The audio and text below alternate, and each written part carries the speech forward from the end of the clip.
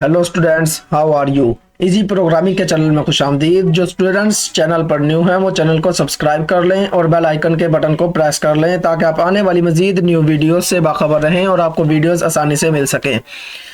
तो आज का हमारा टॉपिक है mat built in functions in MATLAB for matrices. Matrices के लिए जो हमारे पास मैटलैब में बिल्ट इन फंक्शंस होते हैं उनके बारे में हमारी बात डिस्कशन होने वाली है। तो इनके लिए हमारे पास जो वेक्टर फंक्शंस होते हैं हम उनके लिए इनको डिस्कस कर लेते हैं। सबसे पहले हमारे पास होता है मैक्स का फंक्शन।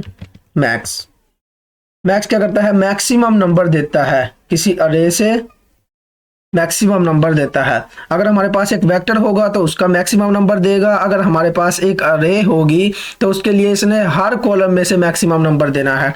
हर कॉलम को कंपेयर करेगा, कॉलम में जो मैक्सिमम नंबर होगा उसका मैक्सिमम नंबर दे देगा। ठीक है, हम एक मैट्रिक्स एक वेक्टर ले लेता हूं ए, जिसमें एलिमेंट क्या है 2 5 7 3 5 7 9 4 2 8 10 4 7। चलो 104 हो गया, ठीक होगा। और ए का मैट्रिक्स ले लेते हैं बी नाम की। पहले इसको फॉर्मेट को कॉम्पैक्ट कर लेते हैं, फॉर्मेट कॉम्पैक्ट।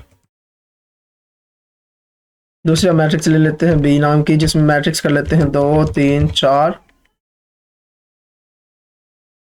5 7 8 1 2 0। ये मेरे पास एक मैट्रिक्स हो गई।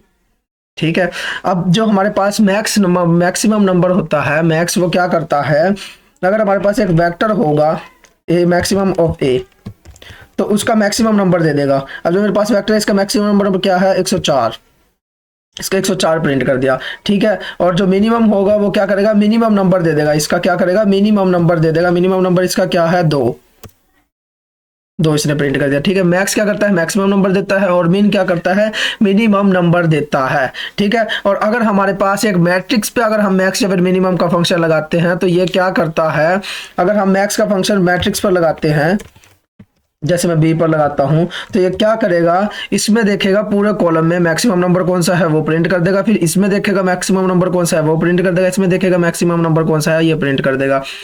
फॉर्चुनेट इसमें जो है, इसमें 5 मैक्सिमम नंबर है, इसमें 7 मैक्सिमम नंबर है इस कॉलम में, और इसमें कॉलम में क्या है 8 मैक्सिमम नंबर है। पहले कॉलम में क्या है 5, दूसरे कॉलम में क्या है 7, तीसरे कॉलम में क्या है 8।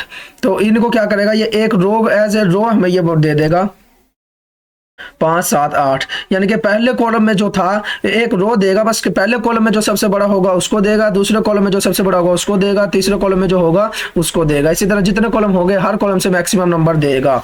ठीक है, इसी तरह मिनिमम भी यही करेगा।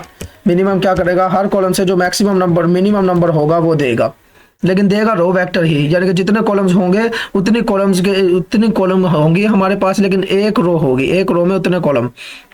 मैक्सिमम नंबर इसमें भी यही है, एक ही रो में है 1 2 0। ठीक है, इसमें सबसे छोटा 1 है, इसमें सबसे छोटा 2 है, इसमें सबसे छोटा 0 है।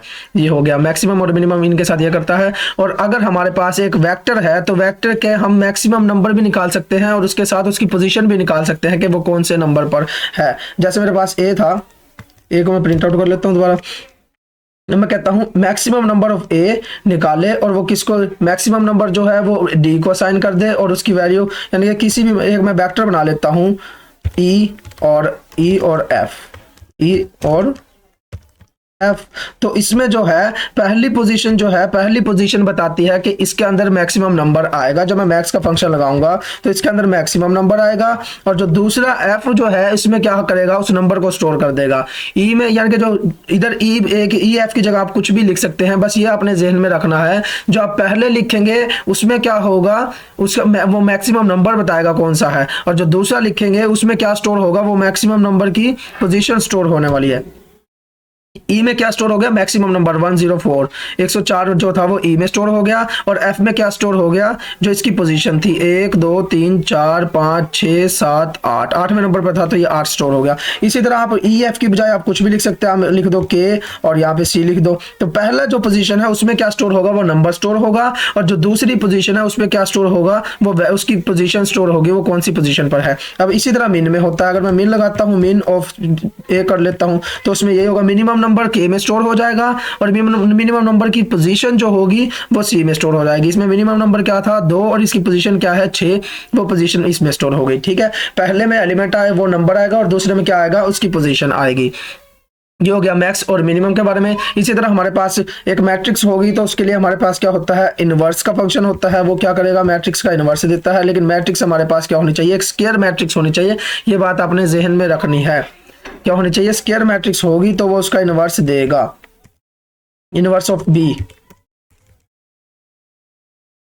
का इनवर्स हो गया। ठीक है, इसके बाद हमारे पास जो स्टैटिकल फंक्शन होते हैं mean, median, mod, standard deviation, तो वो भी हम लगा लेते हैं मीन ऑफ ए। तो ये क्या करेगा, इसका पूरे का मीन दे देगा, मीन जो था इस अरे का जो मीन था वो दे देगा, सारों को जमा करके इनके नंबर ऑफ जितने एलिमेंट्स हैं उनसे डिवाइड करेगा और ये मुझे मीन दे देगा। इसी तरह मीडियन के लिए हमारे पास मीडियन का फंक्शन होता है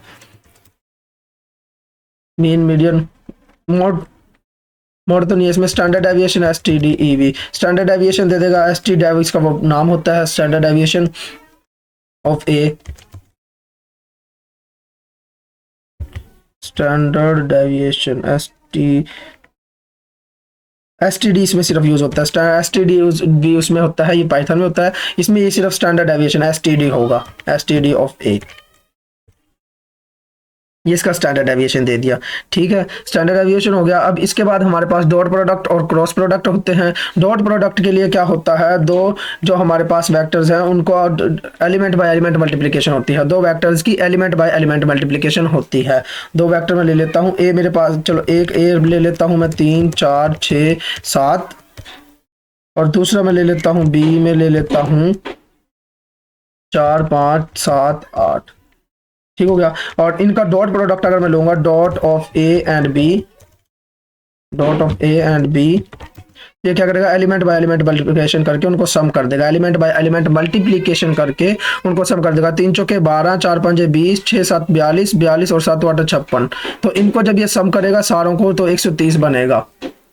ठीक हो गया, इनको एलिमेंट बाय एलिमेंट मल्टीप्लिकेशन करके उसको सम कर देता है। और दूसरा हमारे पास क्या होता है क्रॉस प्रोडक्ट।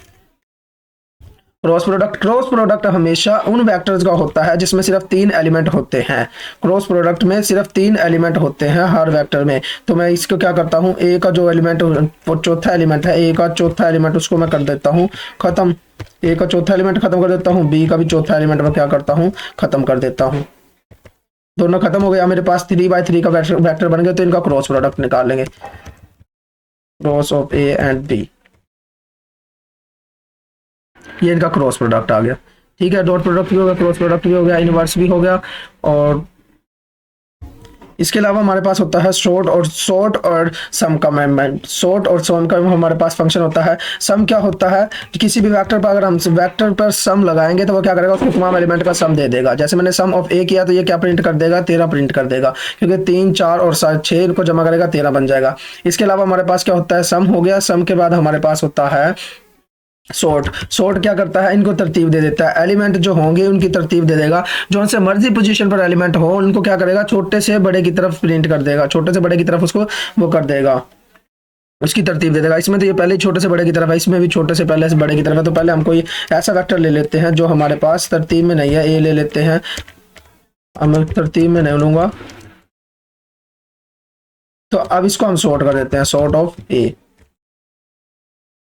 ए को सॉर्ट कर देगा छोटे से बड़े की तरफ, तरतीब में सॉर्ट कर देगा 2 2 6 6 7 26। ठीक हो गया, अब ये सॉर्ट कर देता है।